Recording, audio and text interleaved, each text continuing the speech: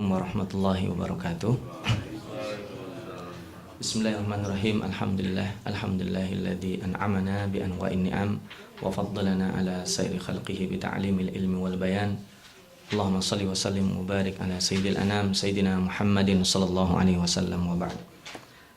Alhamdulillah, puji syukur kepada Allah Subhanahu wa taala, pada pagi hari ini Allah memberikan kenikmatan yang sangat besar, kenikmatan yang patut kita syukuri, karena di pagi hari ini Allah tetapkan iman kita, wabil khusus di waktu yang Allah bersumpah dengan waktu itu dengan redaksi yang berbeda-beda. Di dalam Al-Quran Allah bersumpah secara khusus, ada wal fajri dan ada was subhi.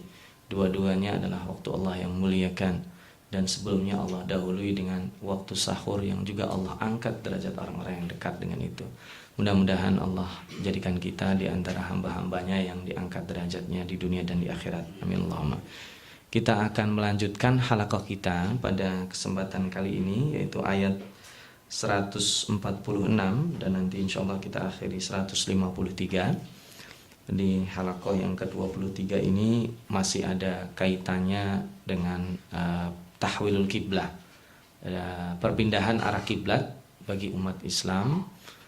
Setelah 16 bulan lamanya Rasulullah SAW sholat menghadap As-Sakhrah di Masjidil Aqsa di Palestina. Nanti kita akan lanjutkan kenapa mereka bisa begitu dengki, kemudian apa yang harus kita lakukan, dan ini masih ada lanjutannya dengan uslub talqin yang tempo hari kita pelajari bersama. Kalau persiapan menghadapi orang-orang yang Yahudi atau orang-orang Bani Israel secara umum, yaitu kalau kita sebut Bani Israel itu artinya include dua ya, Yahudi dan Nasrani, itu ada uslub talqin, qul dan qulu ya, katakan Muhammad kepada pimpinan, dan qulu itu langsung Allah mengkhitab masing-masing kita. Nah, kita mulai. A'udzubillahi minasyaitonirrajim. Bismillahirrahmanirrahim. Alladzina atainahumul kitaba ya'rifunahu kama ya'rifuna abna'ahum wa inna fariqam minhum la yaktumunal haqqa wa hum ya'lamun. Dan orang-orang yang diberikan kitab, di sini atainahum ya, nanti insyaallah saya akan sedikit menjelaskan apa perbedaan ketika Allah menggunakan kata-kata nahnu, kami, atau dalam bahasa kita itu seolah-olah ada dua kemungkinan. Kami ini untuk nunul azamah dalam bahasa Arab, untuk memuliakan yang membicarakan, bahwa ini adalah orang penting yang berbicara, atau itu di situ ada keterlibatan orang lain. Nanti kita bahas ketika sudah sampai apa perbedaan saya atau aku dengan kami.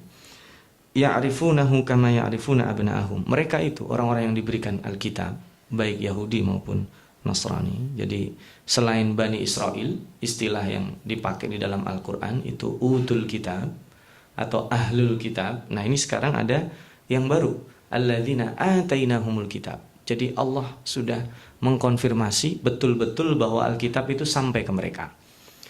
Dan ditambah lagi ya'rifunahu, mereka tahu dan terus tahu, bukan tahu kemudian rufa. Allah tidak mengatakan alladzina atainahumul kitaba arafu. Kalau arafu itu sudah tahu kemudian bisa jadi lupa. Tapi di sini yang Allah pakai adalah continuous. Jadi terus. Yang diberikan Allah Alkitab, Yahudi dan Nasrani, ya'rifunahu, mereka tahu dan terus tahu, tidak mungkin lupa. Kama ya'rifuna abna'ahum, sebagaimana mereka mengenal anak mereka sendiri.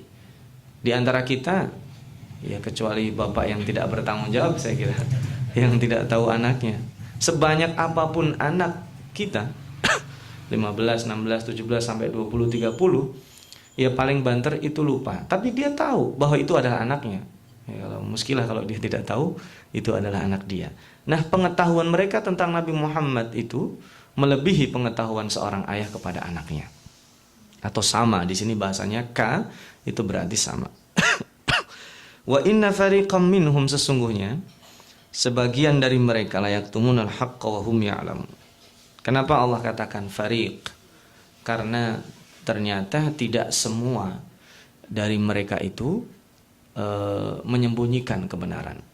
Tapi yang menarik bahwa kenapa Allah tidak mengatakan wa inna minhum langsung, tapi Allah justru katakan wa inna fariqan.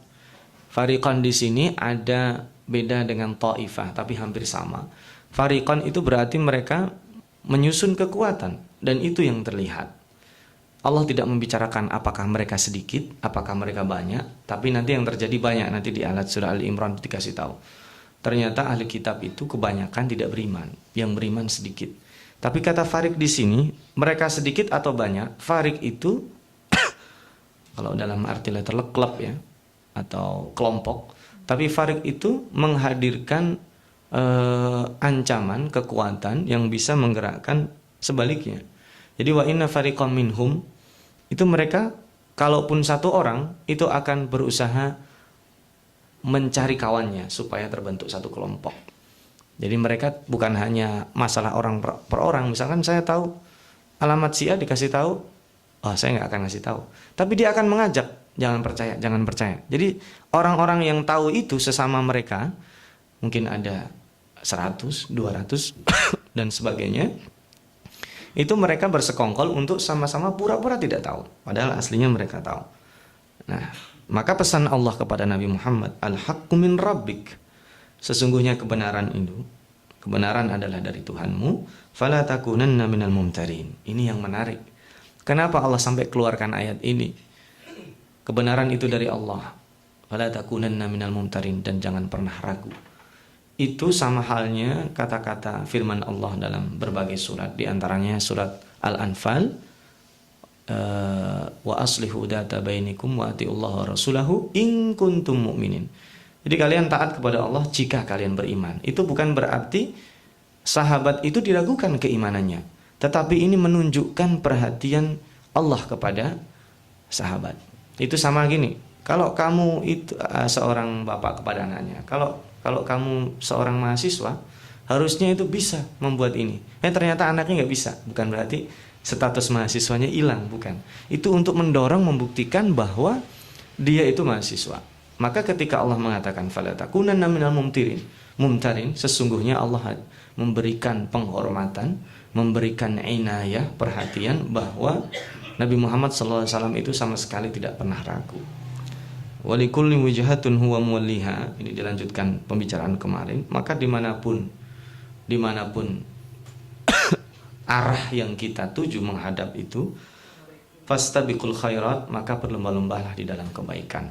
Ini hubungannya antara kita menghadap kiblat, dan ini juga Imam Syafi'i menjadikan dalil bahwa sholat itu sebaiknya di awal waktu. Berbeda dengan Imam Abu Hanifah. Imam Abu Hanifah justru bukan ditakhir ya, agak diberi waktu. Karena perbedaan Imam Abu Hanifah dengan Imam Syafi'i, kalau Imam Syafi'i telat masih bisa ada jamaah masbuk, ada imam masbuk. Tapi kalau Imam Abu Hanifah, begitu selesai jamaah utama, tidak ada lagi jamaah masbuk. Jadi yang sholat sendiri-sendiri. Nah ini diantara masalah fikih ya, nanti kita bisa bahas yang lainnya. Kata-kata fastabiqul khairat juga di dalam Al-Quran yang menarik, bapak-bapak dan ibu-ibu. Semua anjuran kebaikan, semua perintah kebaikan di dalam Al-Quran itu selalu dengan kata-kata bersegera atau berlomba-lomba. Tidak ada istilah berbuat baik ya kalau sempat, berbuat baik ya santai saja, berbuat baik nggak usah ngoyo, nggak ada. Tapi fastabiqul khairat itu mengindikasikan berlomba-lombalah dalam kebaikan. Karena tujuan akhir kita itu seperti yang doa yang dibaca oleh ibadur rahman dalam surat Al-Furqan. Rabbana hab lana min azwajina wa dzurriyyatina qurrata a'yun waj'alna lil muttaqina imama. Jadi ya Allah, jadikan kami pemimpin orang-orang yang baik, orang bertakwa. Jadi yang terbaik di antara yang baik itu, bukan yang terbaik di antara yang buruk, bukan. Maka fastabiqul khairat itu semangatnya adalah semangat berlomba-lomba dalam kebaikan. Nah, Al-Fakir berikan padanannya ya, dalam surat Al-Imran ada wasari'u, bersegeralah. Nanti di ayat lain ada fafirru ilallah. Fafirru ilallah itu berlari, enggak ada, bukan berjalan. Wa fi dzalika falyatanafasil mutanafisun. Jadi falyatanafasil mutanafisun itu berlomba-lomba juga. Tanafus itu bersaing, tapi di dalam masalah akhirat, di dalam masalah kebaikan. Nah ini al-khairat meskipun pakai alif lam, tapi kebaikan di sini dimulainya dari sholat karena pembicaraannya sholat. Maka berlomba-lomba itu di antara para imam ada yang menjadikan dalil. Maka Imam Ahmad bin Hambal mengatakan al-itharu fil ibadah makruh. Ithar dalam ibadah makruh hukumnya. Misalkan ada kesempatan kita masuk di saf pertama, kita persilakan orang lain, itu makruh hukumnya. Fastabiqul khairat, ada saf pertama, kita maju. Karena ini masalah ibadah. Maka kalau kita saf pertama kosong, kita harus maju, bersegera. Tapi bukan rebutan ya. Beda dengan rebutan. Maka al-itharu fil ibadah makruhun. Makruh, bukan nggak boleh, makruh. Kalau kita ada sempat di saf pertama, kita yang maju. Maka ini bentuk di antara istidlal meskipun secara tidak langsung itu seperti itu. Jadi kalau kita sholat ada saf pertama, jangan mempersilahkan orang lain. Itu pahala kita, masuk kita di sana. Sama dengan hari Jumat. Harusnya di hari Jumat itu, hari ini ya, di saf pertama kita dulu penuhi. Kecuali ya tentunya yang sudah tahu ya, ini tempatnya khatib, tempatnya imam, tempatnya panitia untuk umuman. Tapi di luar itu kita lihat kenapa saf pertama itu lubang-lubang, harusnya kita yang maju karena fastabiqul khairat itu. Nah, semangat ini yang sementara ini belum difahami oleh sebagian umat Islam kita, terutama di sini.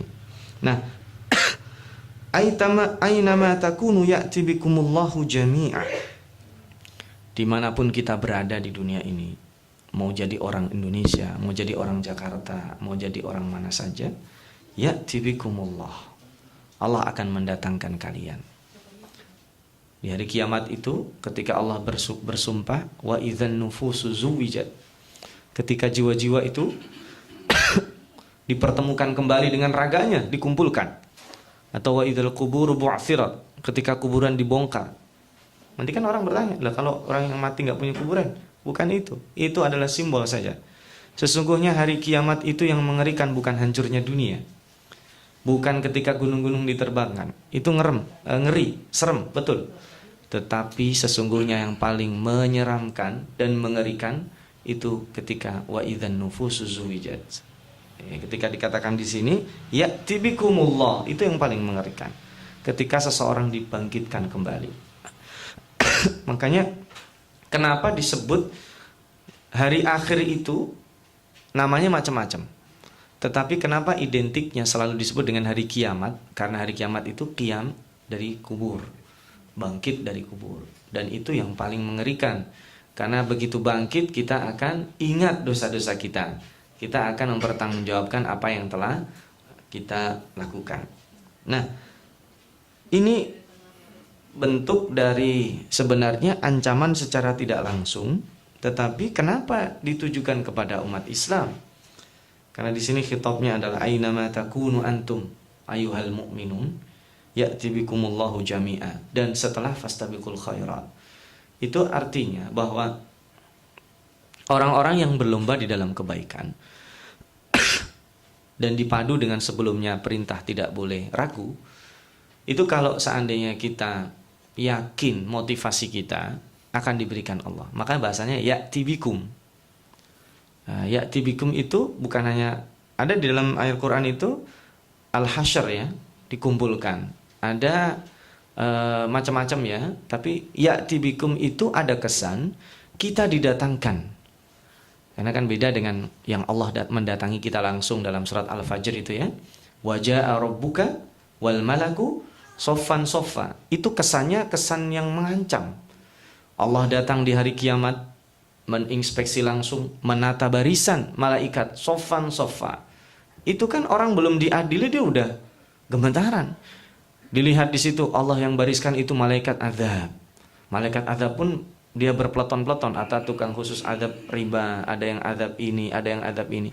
Lalu sebelah sana ada Allah bariskan orang yang menerima, orang-orang yang suka puasa, suka sedekah, jujur, yang sederhana, atau orang kaya yang dermawan dan sebagainya. Jadi ini memberikan kesan Allah sangat menyayangi kita.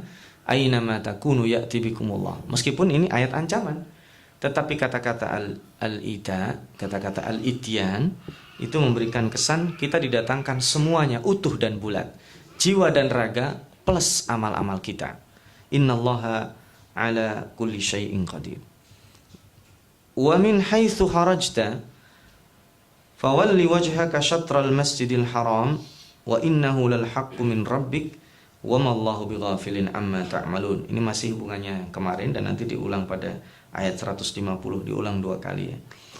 Kapan saja, di mana saja kita keluar dari rumah, keluar dari aktivitas satu ke yang lainnya, maka fawalli wajhaka syatral masjidil haram. Dan ini adalah salah satu khususiat umat Nabi Muhammad, itu dijadikan kita semua bumi bentuknya yang suci ya itu masjid. Salah satu karakteristik ya, ju'ilat liyal ardu masjidah. Kalau di zaman sebelum Nabi Muhammad, masjid itu definitif. Jadi misalkan di zaman Nabi katakanlah Nabi Musa atau siapa saja, mau sholat dia harus definitif. Tempat sholat itu sudah dibuat. Kalau kita, sekarang bisa sholat di atas pesawat, bisa sholat di atas bis, bisa sholat di atas kapal, bisa sholat di pom bensin, tapi bukan di pom bensinnya, di musola pom bensin. Tabrak mobil kita. Kita bisa sholat di swalayan, di pasar sudah ada musolanya. Atau bahkan bisa sholat di padang rumput yang itu aslinya bukan tempat sholat. Itu semua. Nah ini makanya kata-kata kharaja itu juga memberikan indikasi itu juga. Jadi Nabi Muhammad SAW umatnya diberikan keistimewaan boleh sholat di mana saja. Sholat di rumah juga bisa, meskipun itu dianjurkan untuk sholat sunnah bagi laki-laki khususnya. Meskipun secara perbedaan yang mendasar tidak ada beda laki-laki dan perempuan, tetapi laki-laki sangat dianjurkan untuk sholat berjamaah, untuk sholat wajib. Nah ini Allah katakan fawalli wajhaka syatral masjidil haram. Kemarin sudah kita bahas makna syatr ya. Makna syatr itu arah. Jadi kita nggak saklek. Kalau saklek sulit sekali. Kalau saklek berarti kita akan menyalahkan seluruh orang di Indonesia arah kiblatnya. Karena arah kiblatnya rata-rata ngadepnya barat langsung. Kalau ke barat langsung ditarik garis lurus berarti kiblatnya Afrika Selatan, Afrika Tengah gitu. Jadi itu disebut syatro, itu perkiraan, arah perkiraan. Nah, kita nggak perlu mendebatkan, apalagi nanti kita cenderung berpolemik. Masjid ini salah, padahal udah 100 tahun di situ ngadepnya seperti itu. Jadi kurang berapa derajat. Nah itu perkiraan saja. Kalau bagi kita kurang mantap ya tinggal geser dikit saja. Nah bahkan seandainya dalam suatu tempat kita tidak mengetahui arah kiblat. Contoh misalnya kita menginap di hotel ini nggak ada. Kita punya smartphone atau perangkat yang tidak ada aplikasinya, tapi ada tapi nggak berfungsi misalnya. Kita mau tanya orang nggak ada yang tahu misalnya. Ya udah, ini kan bahasanya wahai tsuma kuntum fawallu wujuhakum, itu nanti di ayat berikutnya. Jadi bahasanya kemanapun kita berada, dimanapun kita berada, ya arahnya itu sudah. Yang penting kita meniatkan itu adalah arah kiblat dan itu sholatnya sah. Nah kemarin kita sudah membahas ya, kalau ada orang sholat kiblatnya salah, orang yang mengetahuinya itu berkewajiban membenarkan. Nah jadi tinggal geser aja sholatnya. Nah kalau kita sholatnya sudah selesai, ternyata kiblat kita salah, nah itu ada beberapa pendapat, bisa diulang, bisa kita nggak perlu mengulangnya. Tapi lebih afdal kalau kita mengulangnya, karena kita sudah tahu arah kiblat kita ternyata salah. Nah itu mungkin pembahasan fikih lebih detail kita bahas di lain majelis ya. Kita lanjutkan. Wa min haitsu kharajta fawalli wajhaka syatral masjidil haram. Diulang lagi. Wa haitsu ma kuntum fawallu wujuhakum syatrah. Dimanapun kita berada, termasuk tadi ya. Jadi itu sebisa mungkin, tapi tidak jadi patokan. Lah kalau kita di atas pesawat, kiblatnya nggak mungkin kan. Pesawatnya menuju ke Indonesia, kiblat kita ke belakang, susah. Atau naik bis, agak sulit. Meskipun sebenarnya dianjurkan minimal di ketika takbiratul ihram. Tapi itulah hikmahnya Allah memberikan kemudahan kita dalam sholat. Sekaligus mengingatkan kita, sholat ini satu-satunya ibadah yang hampir dikatakan tidak ada dispensasi untuk meninggalkannya. Yang nggak bisa sholat berdiri bukan berarti gugur kewajibannya, tapi disuruh duduk. Nggak bisa duduk disuruh berbaring. Nggak bisa baring disuruh dengan isyarat. Nggak bisa dengan isyarat disolatin. Nah, ketika kita mukim di satu tempat tinggal kita, sholat wajib. Musafir wajib. Ketika dalam keadaan aman, sholat wajib. Dalam keadaan perang, sholat wajib. Jadi ini luar biasa. Ternyata sholat itu satu-satunya dari di antara sekian yang diperintah Allah itu yang tidak boleh kita meninggalkannya. Kecuali tentunya kalau lupa, perempuan yang berhalangan, anak-anak kita yang belum balik, ya. Nah itu sholat tidak diwajibkan. Tapi begitu kita diwajibkan, tidak diizinkan kita meninggalkan. Musafir sholat, betul. Boleh jamak, boleh qashar, ya kan?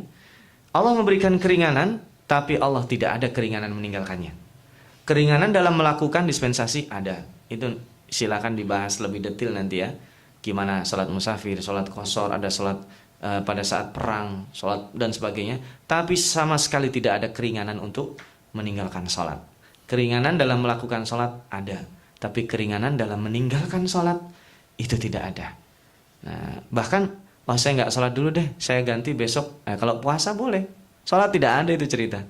Sekarang berhubung saya sedang rapat, sedang sibuk-sibuknya maraton, saya repel deh sholatnya besok. Nggak ada. Dispensasi menjalankan sholat ada, tapi dispensasi meninggalkan sholat tidak ada. Nah maka ini luar biasa spiritnya ya. Nah ketika setelah menjalankan ini, Allah tambah li'alla yakuna linnasi 'alaikum hujjah. Ini Al-Fakir sempat bertanya-tanya, apa? Supaya tidak ada lagi alasan bagi orang-orang zalim itu. Illal ladzina zalamu minhum. Ternyata ini ya yang menarik dalam beberapa tafsir, silakan nanti Bapak dan Ibu buka. Orang-orang Yahudi maupun orang Nasrani itu tahu ya bahwa nabi yang akan diutus kepada mereka itu nanti memiliki kiblat yang lain. Nah, jadi nabi yang akan diutus nanti di akhir zaman itu kiblatnya tidak seperti mereka. Mereka kiblatnya mana? Menghadap As-Sakhrah yang ada di Masjid Al-Aqsa. Nah, ketika Nabi Muhammad SAW kiblatnya itu ke Sakhrah Masjidil Aqsa, di antara mereka ada yang bilang ini bukan nabi yang diutus untuk kita. Bukan nabi ini. Maka padahal orang-orang yang pintar mereka tahu itu nabi. Nah, itu digunakan untuk menyihir ya orang yang punya ilmu tapi sedikit-sedikit gitu. Oh iya ini di Taurat ada begini, di Injil ada begini. Nah, akhirnya termakanlah itu bahwa Nabi Muhammad itu bukan termasuk nabi yang dijanjikan kepada mereka. Apalagi ketika Nabi Muhammad memindahkan Ka'bah, harusnya ketika Nabi Muhammad memindahkan Ka'bah, mereka langsung ingat, oh ternyata ini salah satu tanda nabi akhir zaman yang dijanjikan kepada kita. Harusnya mereka beriman. Tetapi kenapa? Karena udah kedengkian ya. Kedengkian mereka, tempoh hari kita bahas sampai membenci Jibril. Kok Jibril dibenci?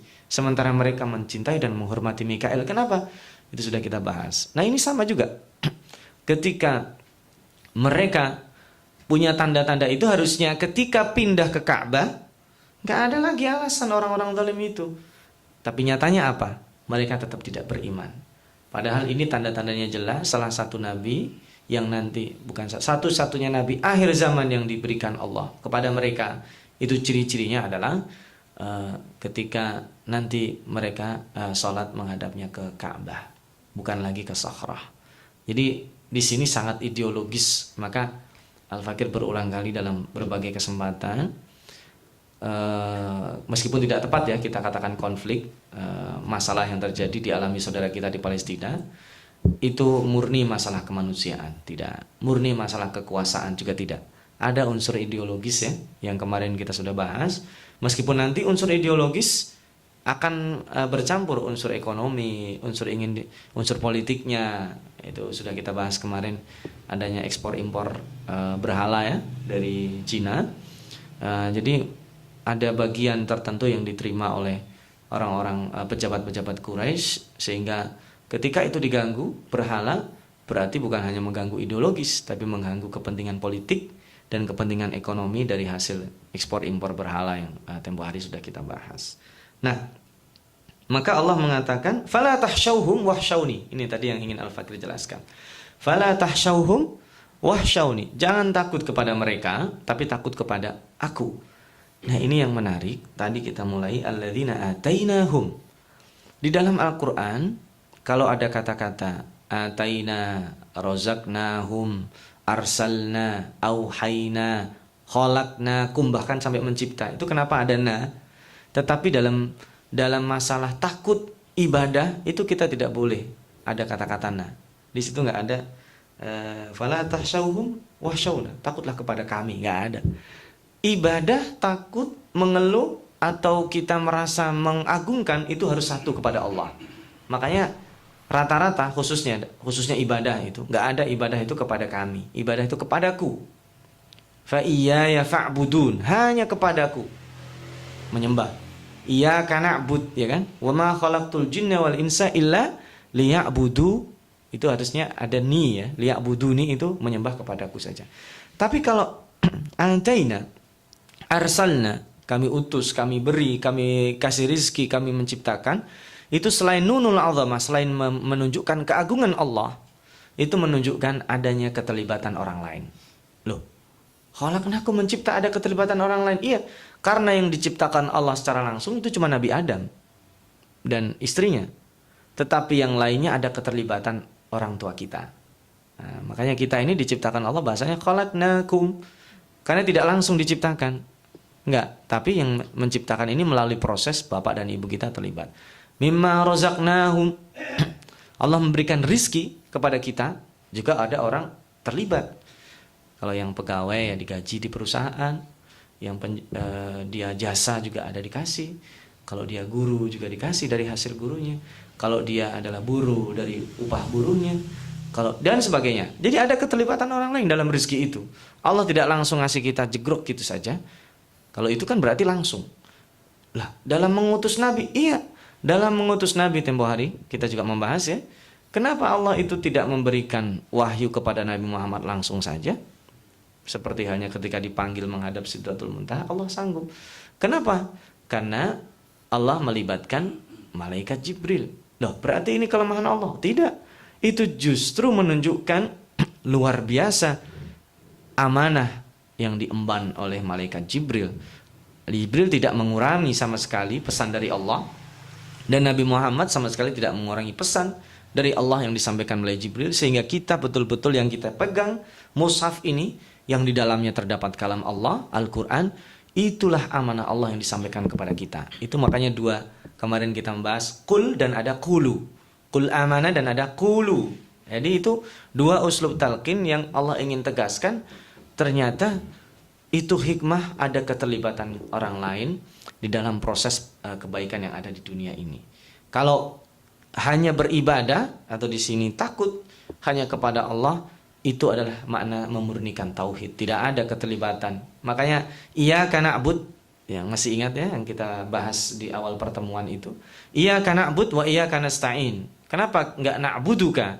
Karena hanya kepadamu, di closing objeknya, hanya kepadamu menyembah, udah setelah itu seterusnya enggak apa-apa. Menyembah, mengeluh, menangis, takut, tapi objeknya jelas satu, Allah, tidak ada yang lain. Tapi kalau na'buduka, kami menyembah engkau ya Allah, dikhawatirkan menyembah engkau, menyembah uang juga, menyembah jabatan, menyembah dan sebagainya. Tapi kalau sudah di closing objeknya, di closing bahwa kita hanya takut kepada Allah, nah setelahnya nggak apa-apa, tapi objeknya jelas itu adalah kepada Allah. Nah, wali utimma ni'mati 'alaikum wa la'allakum tahtadun. Ini sudah pernah kita bahas, dan Allah menyempurnakan nikmatnya kepada kita. Nah, diutimma ni'mati, kata Allah, nikmatku, alaikum, kepada kalian orang-orang yang beriman, wala'allakum tahtadun, supaya kalian sampai mendapatkan hidayah itu, tahtadun, yang paling klimaknya tempo hari kita bahas adalah sampai ke surga. Itu belum klimak ya. Klimaknya adalah ketika dipersilahkan masuk surga dan berjumpa Allah langsung. Kalau kita kan bertamu, dipersilahkan duduk dan dijamu langsung oleh sahibul bait. Itu nikmat yang tertinggi. Walillahil matsalul a'la. Kita enggak membandingkan, tapi nikmat tertinggi kita ketika radiyatan mardiyah, ketemu Allah dan dipersilahkan secara langsung. Karena arsalna fikum rasulan minkum, ini sudah ada sedikit perbedaan tema ya, yang harus kita lakukan dan kita syukuri. Dan atau penjelasan dari tema sebelumnya, di antara nikmat Allah itu adalah kama arsalna fikum rasulan minkum yatslu alaikum ayatina wa yuzakkikum wa yuallimukumul kitaba wal hikmah wa yuallimukum ma lam takunu ta'lamun. Di antara nikmatnya adalah Allah utus kepada kita seorang rasul dari kita, minkum. Bahasanya adalah minkum. Berarti ada sifat-sifat dasar yang sama dengan kita.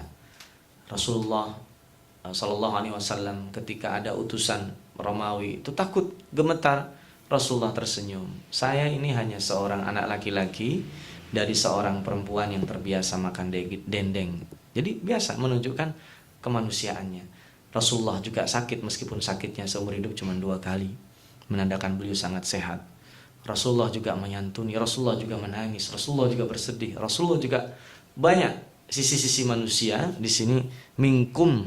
Bahkan Rasulullah memiliki kelemahan dalam tanda kutip yang sangat mendasar, yaitu ummi. Apa itu ummi?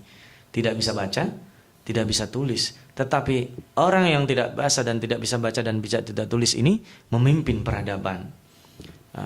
Bukan berarti ini nanti menggerus ya, mendowngrade orang yang belajar tinggi-tinggi. Ya ngapain saya sekolah tinggi-tinggi?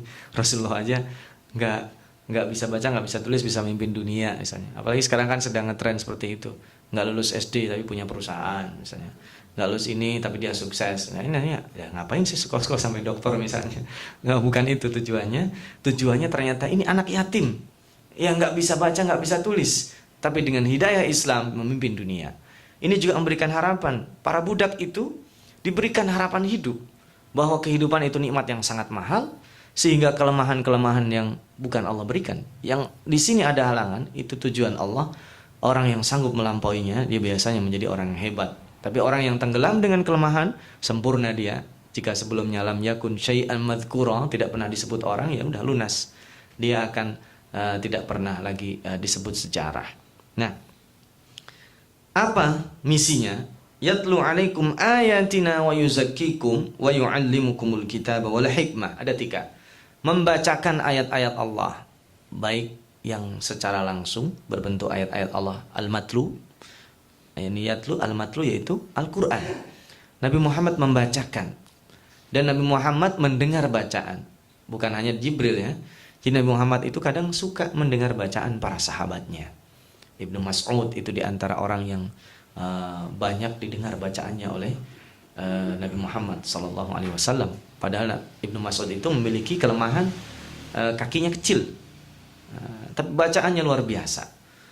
Jadi banyak para sahabat itu memiliki kelebihan yang Rasulullah tunjukkan bacaannya. Rasulullah menangis ketika Ibnu Mas'ud membaca di dalam surat An-Nisa itu dan sebagainya. Ini membacakan dan mendengar bacaan. Tapi yang pertama, yatlu alaikum. Jadi itu obsesi tertinggi. Maka dalam hadisnya itu khairukum man ta'allamal Qur'an wa 'allamah. Jangan sampai pada saat kita seperti pagi hari ini menikmati Al-Qur'an berhenti. Yang terbaik itu bukan yang belajar Al-Qur'an saja, tapi yang mengajarkan. Orientasinya itu selalu kemanfaatan. Ya kan? Kunu rabbanina, jadilah orang-orang yang rabbani, bima kuntum tu'allimunal kitab wa bima kuntum tadrusun. Jadi jangka panjangnya itu selalu memberi, mengajarkan dan memberi. Jadi yatlu alaikum itu mengajarkan kita, meskipun kita ya jangan hanya ngajarin orang baca Quran tapi kita nggak baca Quran juga salah. Tapi membacakan Al-Quran, kita menadaburi Al-Quran, mengajak bersama, itu adalah misi Rasul dan misi dai setelahnya. Lalu setelah itu wa yuzakkikum. Yuzakkikum itu memberikan penyucian jiwa, mengajak orang untuk membersihkan jiwa. Wa yu'allimukumul kitab, ini dikonfirmasi lagi. Udah, yang pertama itu membacakan, yu'allimukum, mengajarkan. Ya kan? Tidak belajar loh. Proses belajarnya sudah lewat. Tapi disebut di sini membacakan. Yatlu alaikum, membacakan. Wa yu'allimukumul kitab, mengajarkan. Wal hikmah, hikmah ini hikmah kitab dan hikmah nubuwah. Wa yu'allimukum ma lam takunu ta'lamun, dan mengajarkan kalian apa yang kalian tidak ketahui. Fadhkuruni, adzkurkum, ingatlah aku maka aku akan ingat engkau. Maka ini zikir tidak pernah dan tidak boleh kita sepelekan di dalam Al-Quran. Zikir tidak boleh sedikit. Yang zikirnya sedikit itu orang munafik. La yadhkurunallaha illa qalila. Na'udzubillah. Yang zikirnya sedikit itu orang munafik, apalagi orang yang enggak berzikir. Maka berzikir itu ada kekuatan yang sangat dahsyat di dalamnya. Tadi kita salat, Allahu Akbar, tempo hari kita tadabburi juga ya. Berapa kali satu hari kita mengagungkan Allah, itu harusnya ada spirit Allah Maha Besar dalam hidup kita. Kita bertasbih di dalam salat saja banyak. Setelah salat kita bertasbih, maka kita harus memberikan penyucian jiwa kita melalui zikir. Washkuruli wala takfurun, dan syukur kepada Allah itu diantaranya adalah dengan zikir. Di closing Allah memberikan pesan, kalau kita bertemu orang-orang yang seperti tadi disebut di atas, orang yang hakikatnya dia sudah tahu, saya ini benar, saya tidak salah. Kan itu prosesnya banyak ya. Istidlal ini boleh. Di suatu hal kita dituduh bersalah padahal kita tidak salah. Tenang. Ya ayyuhalladzina amanu ista'inu bis-sabri was-shalah. Dua itu berkaitan. Hanya orang yang sabar yang sanggup sholat dengan benar. Dan hanya orang yang sholatnya benar dia bisa sabar. Innallaha ma'as-sabirin. Jadi ini dua sangat berkaitan. Dahsyatnya sabar dan dahsyatnya salat itu punya kaitan yang sangat erat. Dan Allah di sini yang disebut ya. Kenapa Allah tidak mengatakan ya ayyuhalladzina amanu ista'inu bis-sabri was-shalah innallaha ma'al musallin. Padahal salatnya disebut terakhir. Tapi kan innallaha ma'as-sabirin. Oh berarti saya sabar aja lah cukup, enggak usah salat karena Allah bersama orang-orang sabar. Bukan bersama orang-orang yang salat. Itu juga nggak ngerti bahasa Arab nih orang. Jadi innallaha ma'as-sabirin itu sabirin yang menjadi sifat di situ beda dengan sabar yang depan. Yang depan itu wasilah caranya, yang kedua itu menjadi orang sabar. Jadi untuk menjadi orang sabar salah satu latihannya adalah salat. Salat itu tidak mudah untuk sabar. Baru Allahu Akbar, Al-Fatihah di rakaat kedua. Oh, ternyata kuncinya itu tak taruh di atas lemari. Udah cari-cari 2 jam. Nah itu kita dituntut sabar. Waduh masih 4 rakaat istilahnya kan. Dia sabar itu. Jadi ada kesabaran menanti itu. Ada kesabaran juga dia ketika berjamaah. Kesabaran kita ngikutin perjalanan sholat. Bukan hanya seperti naik bis AC ya. Allahu Akbar, udah pasrah sama imamnya mau dibawa kemana aja. Tahu-tahu salam, bangun-bangun. Bisnya udah nyampe. Nggak bisa juga kita sholat seperti itu. Kita harus ngikutin takbiratul ihram, bacaan sholatnya. Ketika ruku kita sama seolah-olah kita sendiri. Meskipun sholat berjamaah dihisab kita, ainama takunu ya'ti bikumullah, didatangkan bersama-sama, tapi kita dihisab tetap sendiri-sendiri. Imam dihisab, makmum dihisab. Di shaf pertama dihisab, shaf kedua dihisab. Enggak ada yang tidak dihisab. Imamnya bagus udah, yang lain ngikut ya, enggak ada cerita. Sholat meskipun berjamaah dihisabnya tetap sendiri-sendiri. Nah, ini maka untuk menghadapi ini termasuk ketahanan ya. Kekuatan kita.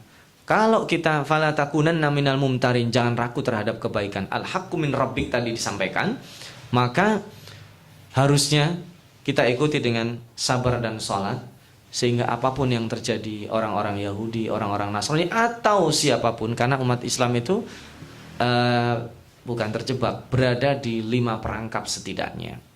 Jadi musuh yang membenci. Di antaranya nanti ada orang munafik, ada sesama muslim yang dia hasad atau iri.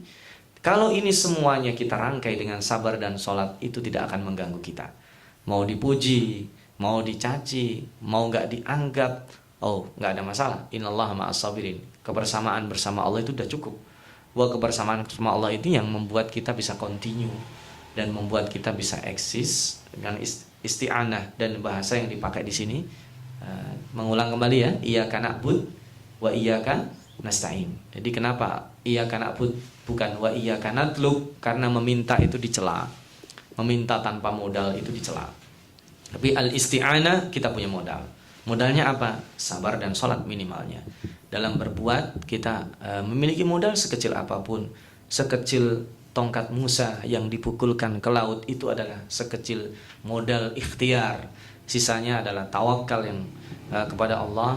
Maryam modal mendapatkan rizki adalah menggoyang pohon korma. Allah tidak langsung berikan begitu saja rizki dari langit, tetapi itu adalah modalnya. Ini saya kira yang bisa Al-Fakir sampaikan. Jadi kita akan akhiri tadabbur kita.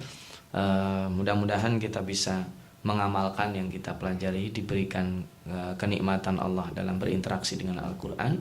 Spirit kita adalah spirit Lailatul Qadar, menjadi orang yang lebih baik dari 1000 komunitas. Karena satu malam yang bersentuhan dengan Al-Quran itu lebih baik dari 1000 bulan. Allah tidak mengatakan satu malam lebih baik dari 1000 malam. Itu artinya kalau kita berinteraksi dengan Al-Quran, semangatnya fastabiqul khairat, tidak mustahil orang yang memiliki kemampuan atau kemauan atau mendapat kenikmatan itu akan lebih baik dari 1000 komunitas lainnya yang tidak bersentuhan dengan Al-Quran. Mudah-mudahan Allah jadikan kita termasuk ahlul Quran, dan insya Allah idza kana lil umri baqiyah, kita masih diberikan kesempatan bertemu. Kita akan lanjutkan ayat 154 di Jumat yang akan datang. Itu mungkin terima kasih dan mohon maaf jika ada kata-kata yang kurang. Wassalamualaikum warahmatullahi wabarakatuh.